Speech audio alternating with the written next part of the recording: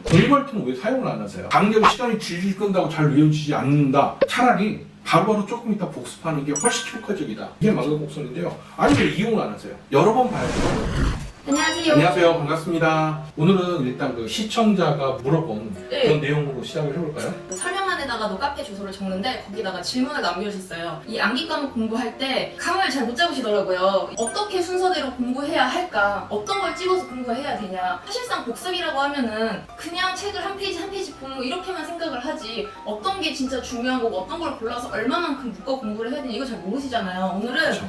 저번 영상들에서도 설명을 드렸지만 좀 한꺼번에 정리해서 설명을 드리려고 해요. 우선 첫 번째는요, 가장 중요한 저희 모란모란 공부의 특징 중에 하나가 역순복습이라는 거예요. 역순복습. 여러분들이 한국사 연대표라는 영상 잠깐 보셨던 분들은 더 잘 아시겠지만 1, 2, 3, 4, 5 암기사항이 있는데 1번 찍고 2번 간 다음에 1번 복습하고 네. 3번 간 다음에 2번 1번 복습하고 4번 간 다음에 3, 2, 1 5 다음에 4, 3, 2, 1 이렇게 한 5개 정도가 표준입니다. 이게 정해져 있는 건 아닙니다.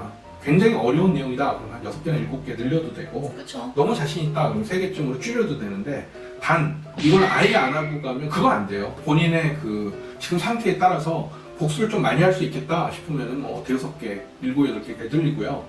이거는 너무 잘 아는 데다가 지겹다 이러면 한 3-4개 이렇게 줄여갖고 이 역순복습을 하십시오. 두 번째는 무조건 이걸 갖다 다 줄치거나 한 페이지 다를 복습하는 건 아니에요. 사실 이분이 이걸 물어보신 거거든요. 그렇죠. 맞아요. 맞아요.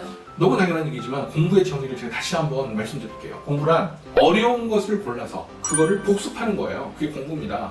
근데 어려운 걸 체크를 하지 않고 몽땅 복습을 하려고 하면 이게 말이 안 되죠. 복습하려면 자꾸 줄여야 돼요. 아주 어려운 거, 약간 어려운 거, 뭐 쉬운 게 있다면 당연히 아주 어려운 것만 체크하도록 자꾸 노력해야 됩니다. 그러면 약간 어려운 거나 살짝 어려운 거, 뭐 이런 거는 어떻게 하느냐라고 물어보시는 분들이 많은데요. 그렇죠. 가장 어려운 것부터 하고 어려운 게 다 외워질 때쯤에 그 다음 거. 그러니까 아주 높은 산이 있을 때는요. 이 산을 꼭 밀어버려야 된다 그러면 제일 위에 부분을 밀고 점점 내려오다가 조그맣게 언덕이랑 비슷하게 만들고 다시 또 막 밀다가 평평하게 만드는 게 공부예요. 그 다음에 망각곡선에 대한 이야기를 안 할 수 없어요. 에딩의 망각곡선 유명하죠. 공부할 때는 왜 사용을 안 하세요? 강제로 시간이 질질 끈다고 잘 외워지지 않는다. 차라리 바로바로 조금 이따 복습하는 게 훨씬 효과적이다. 이게 망각곡선인데요. 아니 왜 이용을 안 하세요? 여러 번 봐야 돼요. 여러 번. 한 번만에 외우려고 하기 때문에 여러 가지 문제들이 생기고 응용력도 떨어지고 아는 건 많은데 헛소리하고 막 이러는 이유가요. 지식들 자체가 막 서로 연결이 돼야 되는데 여러 번 봐야 연결이 되거든요. 그리고 그 망각곡선에서 얘기하는 게 예를 들어서 제가 지금 뭐 한 문제 이해를 했어요. 이거 100% 이해했어요. 다음날 가면은 뭐 예를 들어 80%만 기억이 남고 그 다음이 가면은 뭐 50%만 기억이 남고 이렇게 떨어지기 전에 계속 머리에 넣어주잖아요. 한 번씩 더 넣어주잖아요. 그러면은 100% 이해했는데 좀 있다가 90%밖에 안 남았어요. 그럼 10%만 노력을 해서 좀만 채워주면 되잖아요. 근데 사람들이 만약에 1페이지부터 50페이지까지가 있다고 쳐요. 그러면은 1부터 50까지 다 보고 그 다음에 1로 오려고 해요. 예를 들어. 그렇죠. 그럼 이미 다 얘는요. 막 30%막 20% 이런 식으로 낮아지고 난 다음에 그러면은 빈 곳만큼 노력을 해야 된다고요. 그래서 이걸 보시는 분들은요, 이 역순복습이 얼마나 중요한지, 그리고 망각곡선을 이용하는 게 매우 중요하다는 사실을 절대 잊지 말아주세요. 자, 일단 그 다음에는 그 왼손, 특히 오른손 잡으면 왼손을 갖다가 위주로, 오른손도 당연히 사용하면 되고요. 이 샤프나 이런 거는요, 뒤를 잡으면 그러니까 맨들맨들해요. 그게 좋아요. 인덱스로 쓰기가. 지금 이건 애플 펜슬이지만 샤프라고 상상하시고 돌려가지고 이 끝을 갖다가 책에서 대고 이렇게 읽으면 이렇게 눈에 집중이 잘 돼요.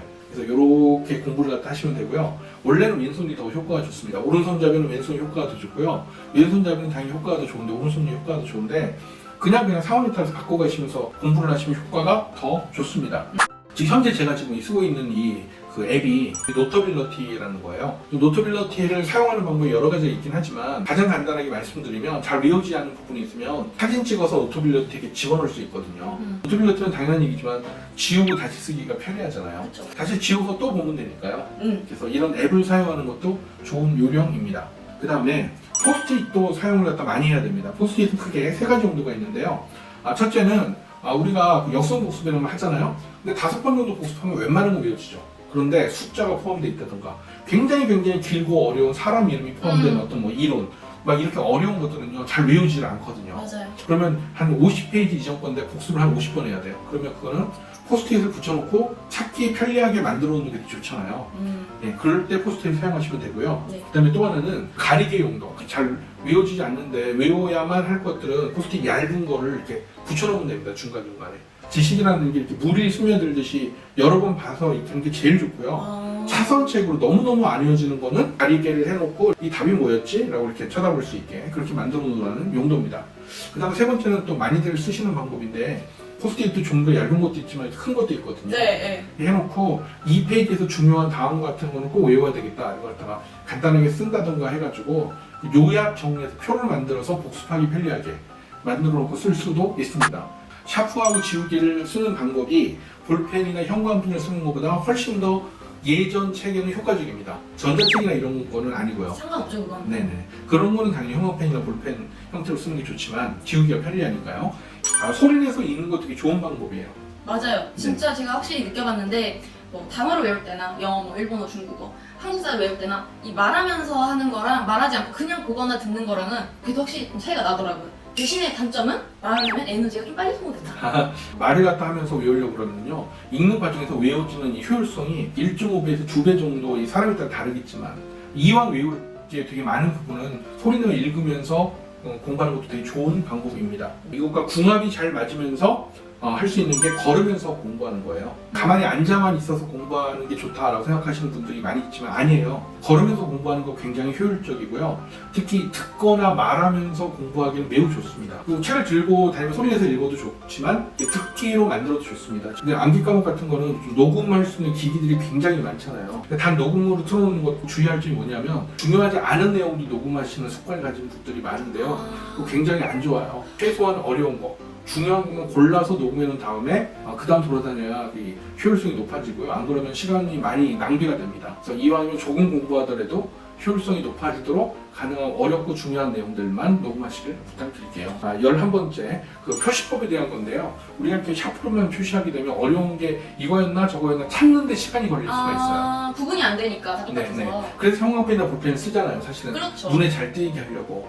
근데 그것보다는 제가 말씀드렸지만 지우지를 않으니까 할 수 없이 샤프나 지우개를 쓰는데 눈에 잘 띄지 않으니까 그 옆에 그 여백이 있잖아요. 책이 양옆에는 다 여백이 있습니다. 여백에다가 이렇게 V자로 샤프로 체크를 해놓으면 놓치기가 쉽지가 않거든요. 찾기도 편리하고. 그러면은 그 체크 표시를 어떤 거 기준으로? 중요한 걸 줄쳐놔가지고 스무스를 해라. 근데 눈에 안 띄어서 빼먹으면 곤란하니까 그럴 때마다 옆에다가 이렇게 V자로 체크를 해놓으면 다시 찾기가 편리하잖아요.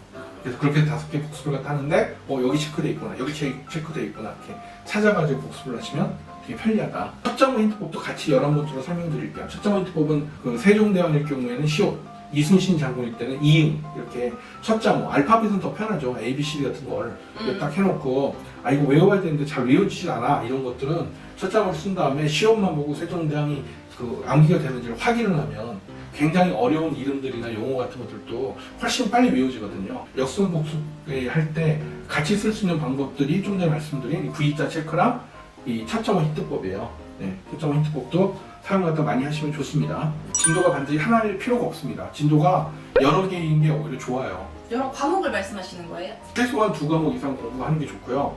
진도도 하나만 있는 것보다는 진도가 최소한 2개가 좋습니다. 즉 자기의 컨디션에 따라서 오늘은 예습을 해야 되겠다. 무기력하고 우울할 때는 제가 자꾸 강조하지만 예습하는 게 좋거든요. 새로운 걸 배우는 거. 네, 그래서 예습을 해야 되겠다. 이렇게 예습을 나가고 싶을 때는 예습을 나가고, 그런데 너무 막 충동적이 되고 막 어쩔 수 없이 막 놀고 싶고 막 이럴 때는 오히려 복습을 해야 균형이 잡혀요. 예, 꼭 기억해 두세요. 나 오늘 공부 하나도 하기 싫고 바깥에 나가서 놀고만 싶은데 너무 이렇게 심해졌을 때는 예습하면 안 돼요. 이게 이제 함정에 빠지는 거예요. 그럴 때 이 지혜가 필요한 거죠. 너무 그럴 때는 오히려 복습을 해줘야 균형이 잡혀요.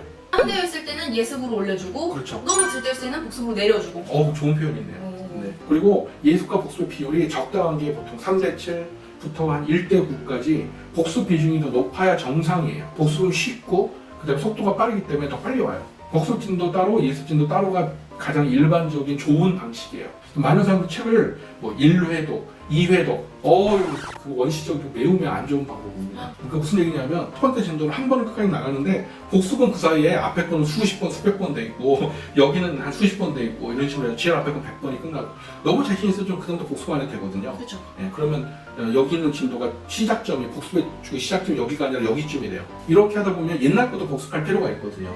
그러니까 복습 진도는 여기서 시작하다가 어느덧 앞에 거 혹시 잊어버릴 것 같으면 다시 1페이지로 가고 이런 식으로 이 복습 진도는 유도리 있게 이렇게 계속 하는데 좁아지기도 하고 다시 넓어지기도 하고 자기 상황에 따라서 유도리 있게 계속 이동을 해야 돼요. 너무 정해놓고 하지 말아라. 네네. 그래서 나 이제 1페이지 있는 부분을 잊어버리겠다 싶으면 1페이지부터 다시 복습을 하고 1페이지부터 100페이지까지 이게 자신이 있는데 한동안 복습하지 말아야지. 그럼 시작점이 100페이지가 되고요. 나 이제 100페이지부터 200페이지까지는 이제는 자신 있다 싶으면 시작점이 200페이지가 되고요. 그러다가 간혹가다 1페이지부터 한 번 더 복습하기도 하고. 그럼 이제 그때는 속도가 빨라질 테니까 그렇게 오래 안 걸릴 거고. 그렇죠. 진도가 하나인 거는 공부하기 나쁘다는 뜻이에요. 마지막으로 난이도 곡선을 마지막으로 다시 한번 설명해 드릴게요. 난이도 곡선은 우리의 그 산맥하고 같아요. 산맥에는 이제 산들이 여러 가지가 있죠. 어떤 건 매우 높고 또 골짜기도 있고 어려운 거는 한없이 높고요. 쉬운 거는 굉장히 낮고 어쩔 땐 너무 쉬워가지고 쳐다보기도 필요 없는 그런 부분도 많습니다.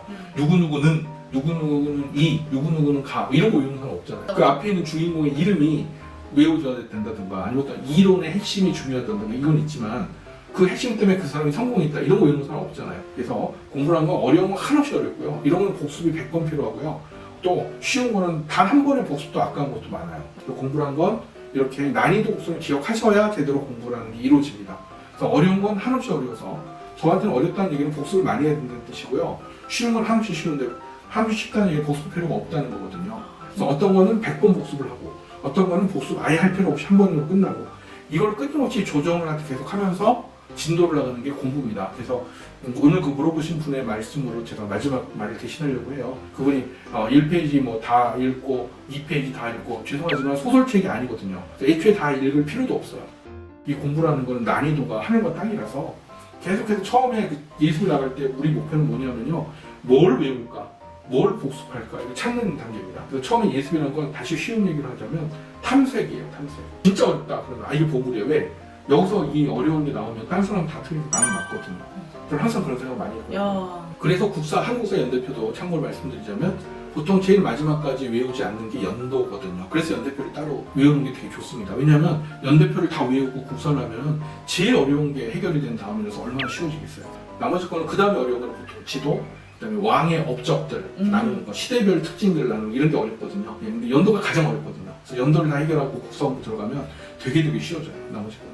자, 난이도 국선을 마지막으로 기억하시면 이 정도면 아마 암기 과목 웬만한 거는 다 해결이 되실 겁니다. 이 규칙들을 13가지 규칙을 말씀드렸는데 13가지 이외에 더 있을 수는 있지만 최소한 이 13가지 규칙을 지키려고 노력해 주세요. 그래서 모든 과목에 다 적용이 되니까 잊지 마시고 기억해 주세요.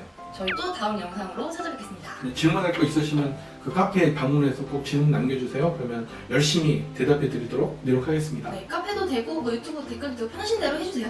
예. 네. 안녕.